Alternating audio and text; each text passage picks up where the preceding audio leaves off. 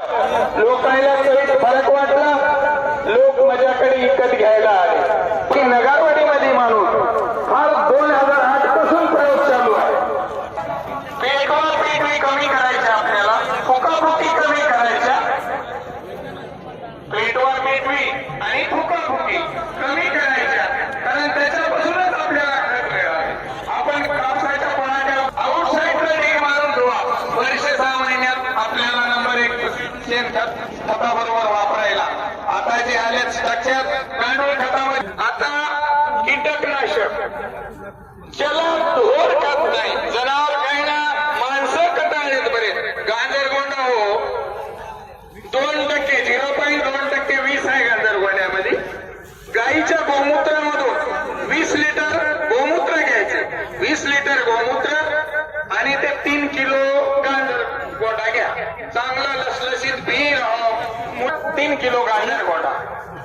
20 लिटराचं 10 litre होईपर्यंत आपल्याला जाळ घालायचं. चांगलं उकळून घ्यायचंय. भट्टीच लावायची गरज नाही. 20 ते 10 लिटर झालं पाहिजे. जगातल्या कुठल्याही पिकावर मारा चालतंय. एक नाही ब्लू कापड, आंबट कापड टाकापासून फक्त आपल्याला बुरशीनाशकला 1 महिना वेळ लागणार आहे तयार व्हायला.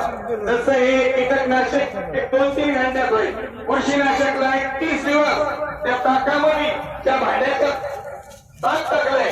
त्याच्यात आपल्या घरातल्या पितळच्या तांब्याच्या वस्तू टाकायच्या. 1 महिन्यामध्येच लावल्याच्या आणि त्या वस्तू घासून घ्यायच्या, गाळून घ्यायचं.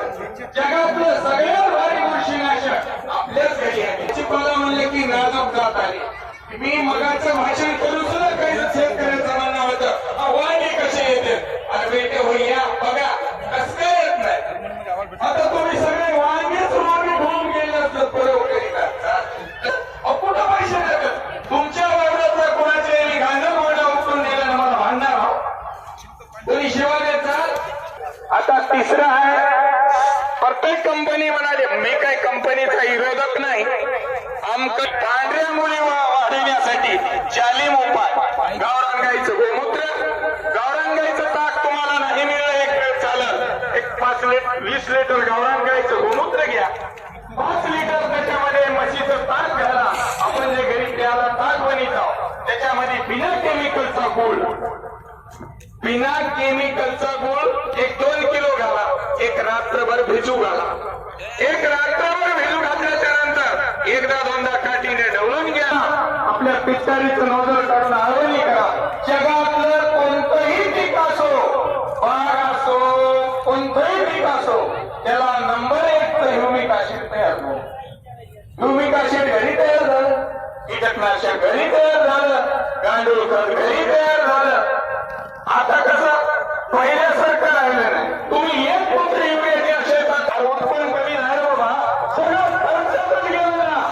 मी बी असा शेतकरी शिमला मिरचीचे 4 लाख आणि दुकानदाराचे 3.5 लाख. दोन्ही निर्णय घेतला. दुकानदाराचा सोयराच होता, पिठाला माल खरीद नाही. मला घरी मी तरबूज दिलंय.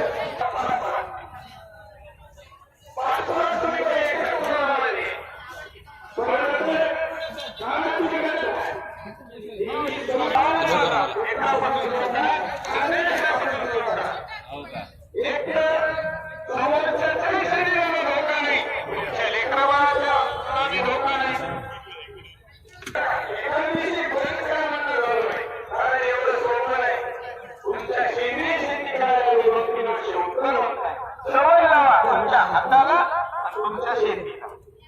एकाच दिवशी बंद होत नाही. त्याच्यामुळे सवय करा.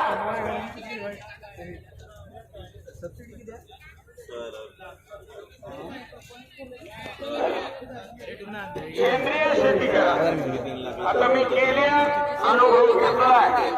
मी याच्या अगोदर कधीच गव्हर्नमेंटच्या स्टेजवर भाषण केलं नाही, काही माहिती सांगितली नाही. काही दिवस मला म्हणले तुम्हाला शेत असेल.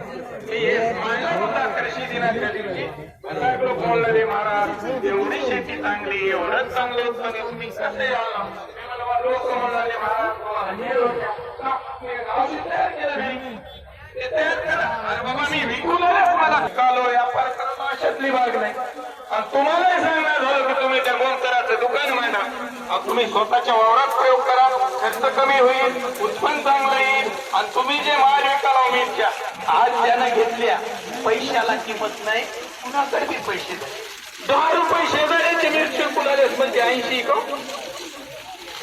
अहो 10ला पाव विकल्या म्हणजे 20ला पाव विकल्या. दुसऱ्याचे आंबे पिवळे सरळ नंबर 1चा अर्धापूर साईडचा सरळ कोकणातला घेऊ आपण. केशर आंबा 100नं 80नं कच्चा ऐकला पट्ट्यानं नांदेडला 150 रुपये. टेंबराच्या पाला 100 रुपये समोर जुनं कॅरेट. शिकले घरचा प्रयोग कधी केला फायदा आहे की दुकानदाराला पैसे द्यायचे वाचले, माल चांगला झाला, फायद्याची गोष्ट आहे की. मला हे माहित नव्हतं कृषीनिष्ठ पुरस्कार मला भेटणार आहे, मला कृषी दिनाला बोलीनं येणार आहे. मी तरी घाबरून आलो, पण मला तिथं घातलं देणार आणि तुम्ही चांगलं काम करायला घ्या कशाला म्हणजे बसा आमच्या लाईनला फक्त करून आलं. व्हिडिओ साहेब होते, सगळे साहेब होते, कृषी दिनाचे माझ्याकडे फोटो आहे. मी म्हणजे साहेब मी बारीक